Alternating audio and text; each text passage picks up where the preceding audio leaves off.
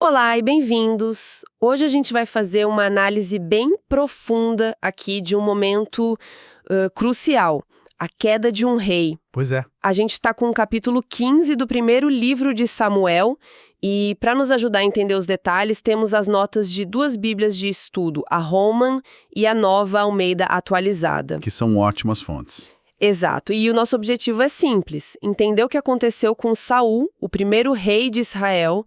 O que ele fez que foi tão grave, sabe? A ponto de ser rejeitado por Deus de forma tão categórica.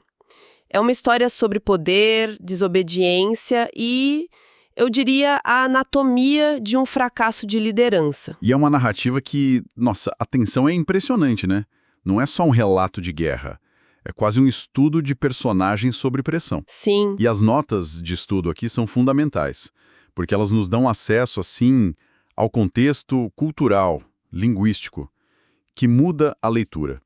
Elas revelam por que certas ações, que para nós hoje poderiam parecer pequenas, tiveram consequências assim catastróficas. É um ponto de virada total para a monarquia de Israel. Certo. Vamos então direto para a ordem que o Saul recebe. Porque ela é direta, brutal e não deixa nenhuma margem para interpretação.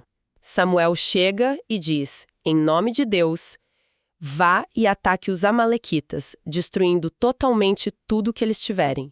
A ordem é muito clara. Muito. E a lista é super específica. Homens, mulheres, crianças, bebês, bois, ovelhas. Tudo. A palavra-chave aqui, então, é totalmente. O que isso significava, assim, na prática, naquela cultura? Essa é a grande questão, né? As notas de estudo ajudam muito aqui. Elas explicam que essa ordem se refere a uma prática chamada Eren. Eren. Isso, que a gente pode traduzir como banimento ou, talvez melhor, consagração à destruição. A ideia era que, em certas guerras consideradas divinas, os despojos não pertenciam aos soldados. Não era para saquear e enriquecer, sabe? Entendi. Tudo, absolutamente tudo, pessoas, animais, objetos, era considerado consagrado a Deus. E essa consagração acontecia pela destruição completa. Era, na visão da época, a execução de uma sentença divina. Ah, então não era uma estratégia militar comum. Era um ato ritualístico, quase religioso. Exatamente. E tinha todo um histórico. Os amalequitas eram vistos como inimigos assim arquetípicos de Israel, desde a época do Êxodo. Então, para Samuel, para a teologia da época, essa não era uma ordem arbitrária. Era o cumprimento final de um julgamento antigo. Ok. A instrução para Saul era agir como um executor da justiça divina e não como um general buscando glória e espólios. E essa distinção, nossa, é a chave de tudo que acontece depois. E é exatamente aí que a história dá uma guinada. Porque Saul obedece, mas só até certo ponto. Ele reúne um exército gigantesco, vence a batalha, mas o texto diz que ele e o povo pouparam Agagé, o rei inimigo, e o melhor do rebanho. Só o filé, né? Exato. Destruíram apenas o que era sem valor e desprezível. Quer dizer, isso é o que a gente chama de obediência seletiva, né? Porque ele cumpre a parte militar, mas ignora completamente a parte ritualística, a do Eren. É a definição perfeita de obediência seletiva, que no fim das contas é vista como desobediência total. Ele transformou um ato de justiça divina numa campanha militar convencional, sabe? Totalmente. Os melhores animais, o rei inimigo, esses eram os troféus de guerra por excelência. Ao poupá-los, Saulo estava na prática pegando para si a glória que deveria ser inteiramente de Deus. Ele seguiu a lógica de um rei pagão, não a de um rei que servia ao Senhor. E tem um detalhe que, para mim, é chocante. Acontece antes mesmo do confronto com Samuel. As notas de estudo apontam isso, né? No versículo 12, diz que Saul foi para a cidade de Carmelo e levantou para si uma coluna. Um monumento. Sim, isso é crucial. Ele vence a batalha e a primeira coisa que ele faz é construir um monumento para si mesmo. Isso parece um sinal muito claro sobre as prioridades dele, né? É um sinal gigantesco. Revela a mentalidade dele. A vitória não foi para honrar a Deus. Foi para construir o próprio legado. Esse monumento é a prova material de que o coração dele não estava na obediência, mas na autopromoção. Faz todo sentido. Ele já estava se preparando para um desfile triunfal com o rei acorrentado e os rebanhos como prova do seu poder. Isso desmonta completamente a desculpa que ele vai dar mais tarde para Samuel. E a reação de Deus, quando é revelada a Samuel, nossa, é uma das passagens mais tristes do livro. Lamento haver constituído Saul como rei. E o texto diz que Samuel ficou triste e clamou ao Senhor durante toda a noite. Eu fico pensando no profeta. Ele ungiu Saul. Ele tinha esperança, com certeza. Exato. A dor de Samuel aqui é palpável. Sem dúvida.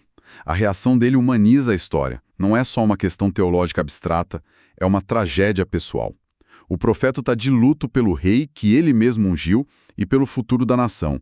E a palavra hebraica usada para o lamento de Deus, Nacham, é fascinante. Nacham.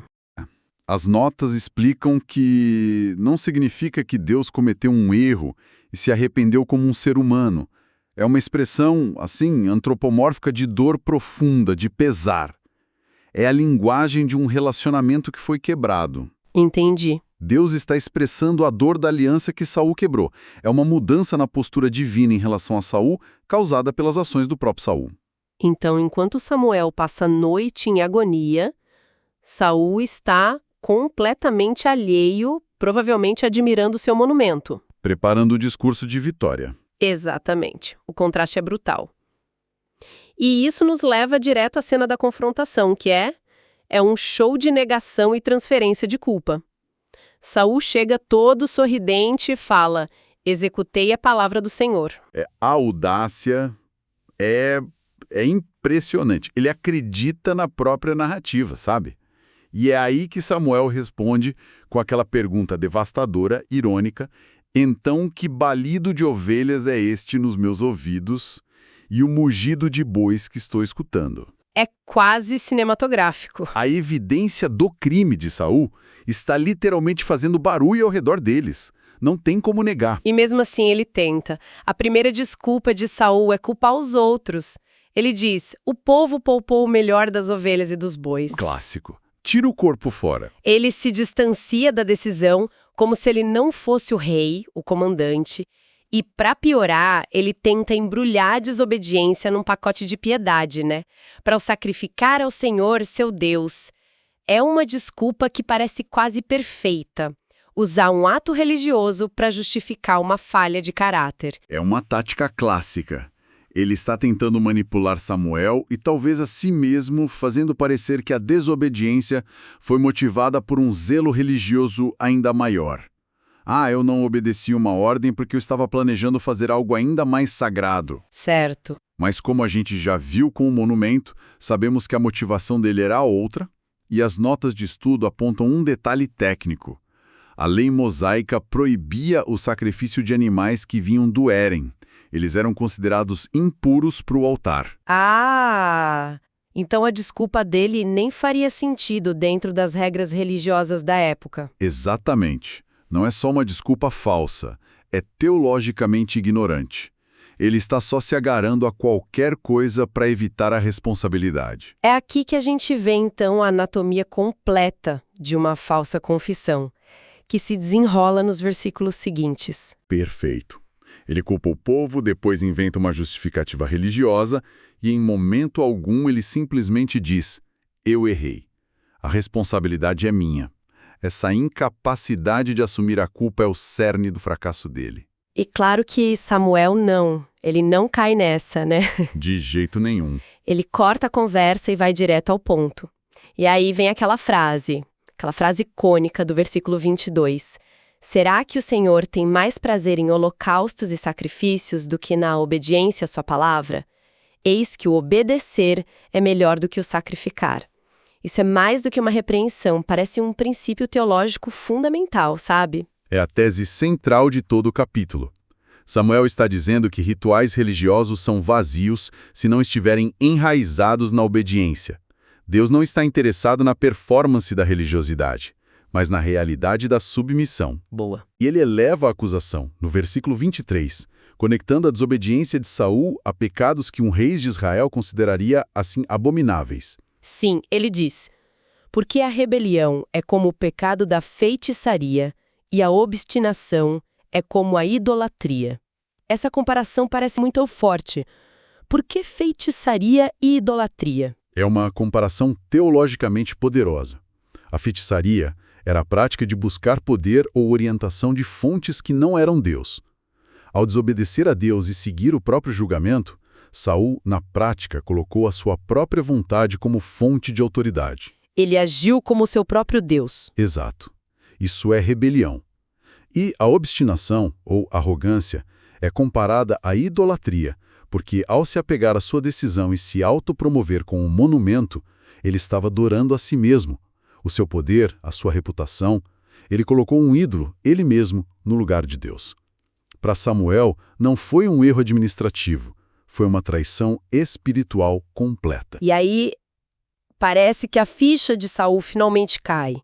Ele fala, pequei. Mas tem um mais, né? Na mesma frase ele já se justifica de novo. Pois transgredi o mandamento do Senhor, porque temi o povo e dei ouvidos à voz deles. Mesmo na confissão, ele ainda aponta o dedo. O medo do povo foi maior que o temor a Deus. E essa é a confissão de alguém que foi pego, não de alguém que está verdadeiramente arrependido. As notas de estudo destacam isso. O foco dele é na consequência, não na causa. Ele não está de luto pelo pecado, mas pela perda do favor de Samuel e de Deus. É verdade. E isso fica claro quando ele implora: honra-me, porém, agora, diante dos anciãos do meu povo. A preocupação dele com a imagem pública. Ele quer que Samuel participe de um ato religioso com ele para que o povo não perceba a ruptura. É salvar as aparências. É nesse momento que acontece a cena da capa rasgada. Samuel se vira para ir embora, Saul se agarra na capa dele e o tecido rasga. E Samuel, na hora, transforma isso numa profecia. O Senhor rasgou hoje de ti o reino de Israel e o deu a alguém que é melhor do que você. Em simbolismo brutal. Físico, instantâneo. E irreversível. O reino foi tirado dele não por uma derrota militar, mas por um rasgo num pedaço de pano. A ação desesperada de Saul para se segurar no poder acaba se tornando o símbolo da sua perda. A profecia não é sobre o futuro, é sobre o presente. O Senhor rasgou hoje. Naquele momento, a decisão divina foi selada. O resto do reinado de Saul seria a sombra de um rei que já tinha sido rejeitado. A história termina de uma forma incrivelmente sombria. Samuel assume o controle. Ele manda trazer Agag. O rei amalequita parece se aproximar com uma certa confiança, sabe? Talvez achando que se o rei Saul o poupou, o profeta também o faria. Ele estava enganado. As notas dizem que a frase dele pode ser traduzida como certamente já passou a amargura da morte. Tragicamente enganado. Samuel executa Agag ali mesmo, perante o Senhor em Gilgal. E é crucial entender isso. Não é um ato de crueldade pessoal de Samuel. É o profeta completando a tarefa que o rei falhou em executar. Ah, claro. É um ato final e terrível de obediência à ordem original de Deus. Simbolicamente, isso demonstra de forma definitiva quem era o verdadeiro servo de Deus ali. O profeta teve que fazer o trabalho sujo que o rei, por arrogância, se recusou a fazer. E então eles se separam para nunca mais se encontrarem. O capítulo termina reafirmando o pesar de Deus. O Senhor se arrependeu de que pusera a Saul rei sobre Israel. É um final devastador para o primeiro rei da nação. Um final que ecoa o começo. A história começa com uma ordem clara e termina com o cumprimento dessa ordem, mas não pelas mãos de quem deveria. A jornada de Saul nesse capítulo é um estudo completo sobre como a liderança pode se desintegrar, não por uma catástrofe externa, mas por rachaduras internas no caráter, né? É o desejo de agradar, o amor pela própria glória. E a incapacidade de assumir responsabilidade. Exatamente. Então, quando a gente junta todas as peças, o que essa análise nos revela? Fica muito claro que a história martela a ideia de que obediência parcial é, na verdade, uma forma de rebelião. A liderança de Saul não foi testada na sua capacidade de vencer uma batalha. Isso ele fez. Sim, ele venceu. Mas foi testada na sua fidelidade a uma ordem que desafiava a lógica da guerra e da autopromoção. Exato. E o contraste é esse. Saul estava jogando para a plateia, preocupado com a opinião pública, com os troféus, com o legado. Deus exigia a obediência incondicional, e o arrependimento de Saul, quando veio, foi superficial. Era o medo de perder o status, não a dor de ter quebrado a confiança de Deus. É a diferença entre lamentar as consequências e lamentar o ato em si. Perfeito. Isso tudo, eu acho, deixa a gente com uma reflexão final, sabe? Uma coisa que vai além da história de Saul. Ele tenta consertar seu ato de desobediência com uma performance religiosa, o sacrifício dos animais.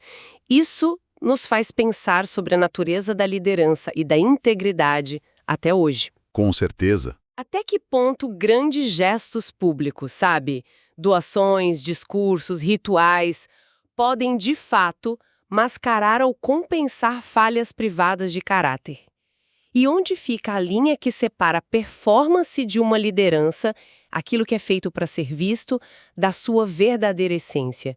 É uma questão que parece tão relevante agora quanto era na época de Saul.